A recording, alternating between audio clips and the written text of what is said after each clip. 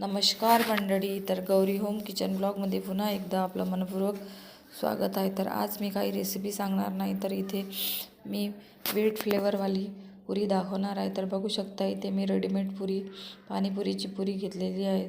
ती बघू शकता एकदम तेलात टाकल्यानंतर ती किती चांगल्या प्रकारे फुललेली आहे. तर आपण ही पुरी रेडीमेड आणून घरच्या घरी तळून आपण घरच्या घरी पाणीपुरी बनवून खाऊ शकतो, आणि तेही अगदी कमी वेळात. तर बघू शकता इथे मी पुन्हा एकदा पुऱ्या टाकून तुम्हाला दाखवत आहे की पुरी किती चांगल्या प्रकारे फुललेली आहे. अशा पुऱ्या आपण घरच्या घरी बनवून आपण घरच्या घरी पाणीपुरी बनवू शकतो. धन्यवाद. नमस्कार मंडळी. तर गौरी होम किचन ब्लॉगमध्ये पुन्हा एकदा आपलं मनपूर्वक स्वागत आहे. तर आज मी काही रेसिपी सांगणार नाही, तर इथे मी व्हीट फ्लेवरवाली पुरी दाखवणार आहे. तर बघू शकता इथे मी रेडीमेड पुरी, पाणीपुरीची पुरी घेतलेली आहे.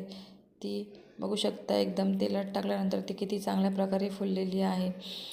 तर आपण ही पुरी रेडीमेड आणून घरच्या घरी तळून आपण घरच्या घरी पाणीपुरी बनवून खाऊ शकतो, आणि तेही अगदी कमी वेळात.